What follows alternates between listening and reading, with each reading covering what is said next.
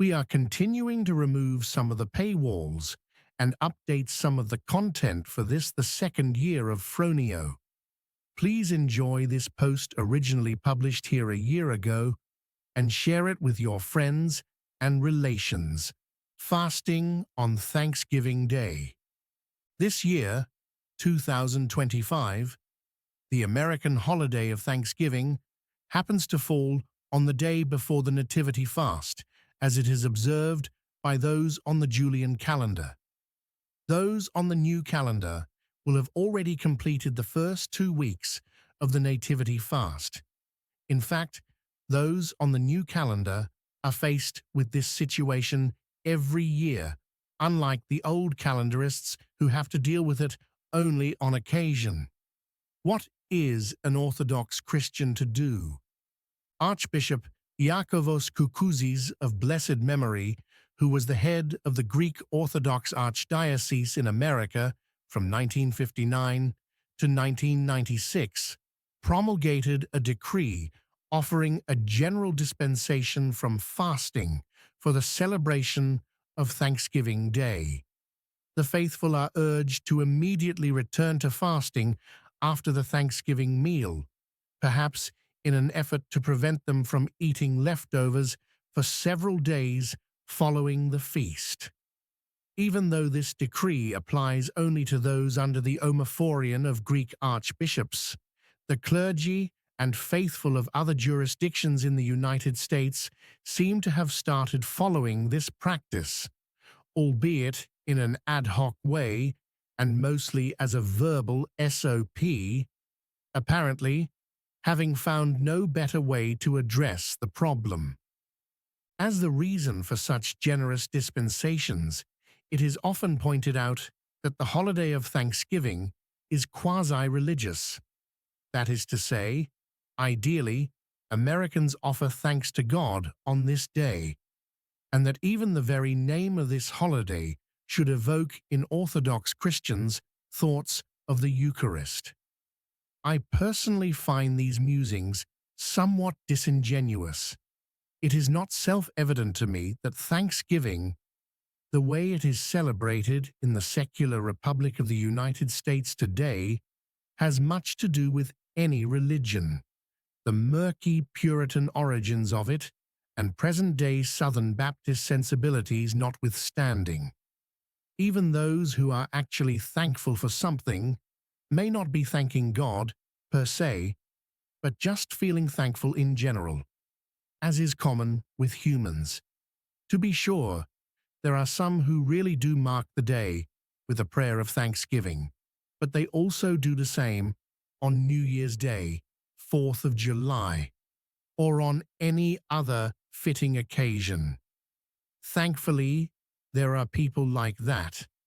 But even if Thanksgiving were in fact a religious holiday, it is still not clear that it would warrant a complete dispensation from fasting.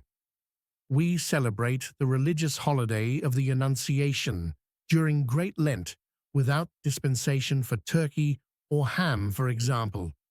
We also offer Thanksgiving, the Holy Eucharist, on every Sunday during the Nativity Fast without resorting to pecan pie and ice cream. In other words, whatever it is that is special about Thanksgiving, it is not its religious nature. It is far more likely that the written and unwritten dispensations are an attempt to avoid unnecessary tensions at family gatherings, especially in mixed Orthodox and heterodox families.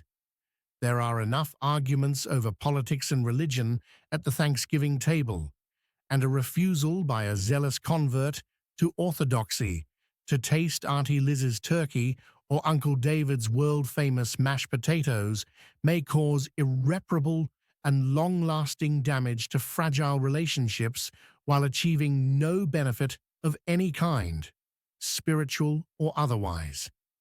This is not a particularly unique or uncommon situation, as there are many families in every jurisdiction who are either of mixed religious traditions or include some members who do not follow any tradition. Typically, however, such cases are addressed in a private manner, without general dispensations for all the faithful.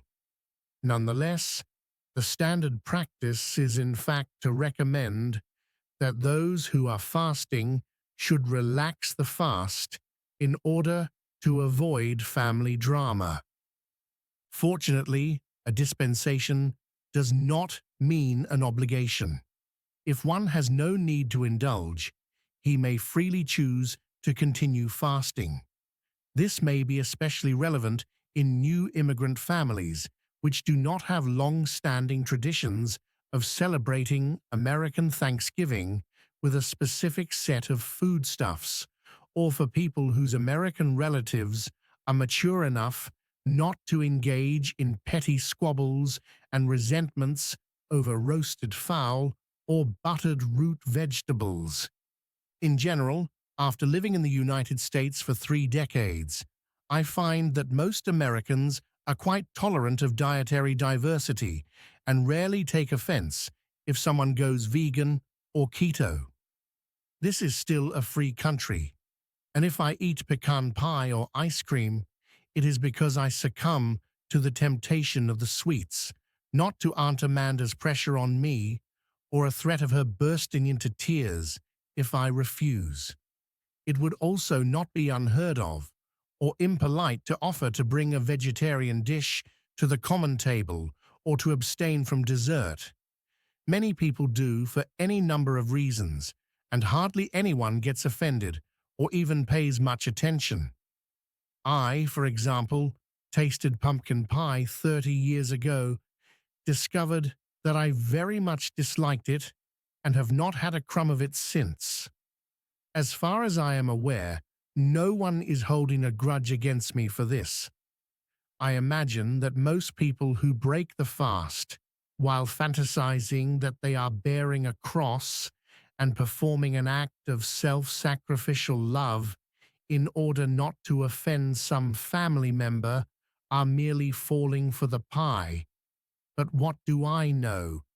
And yet, there are situations when a reasonable and prudent person may determine that it is best not to offer to bring tofurkey or not to refuse a slice of pie.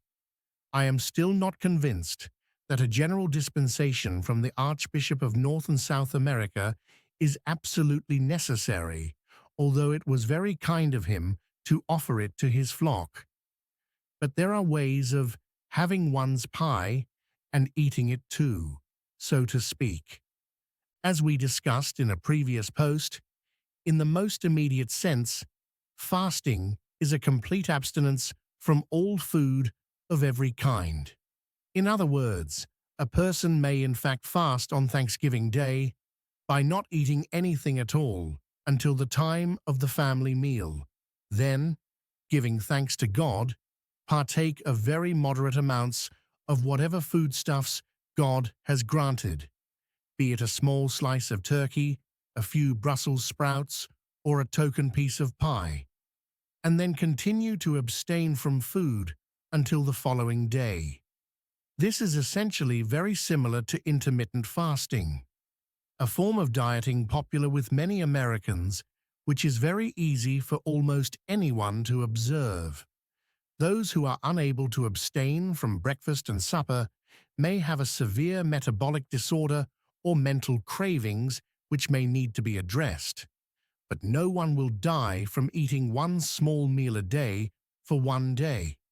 In this way, one may both keep the fast and also honor American family traditions, all while enjoying good company and polite conversation without drawing undue attention to the Orthodox Nativity Fast. Not that this would be a bad thing.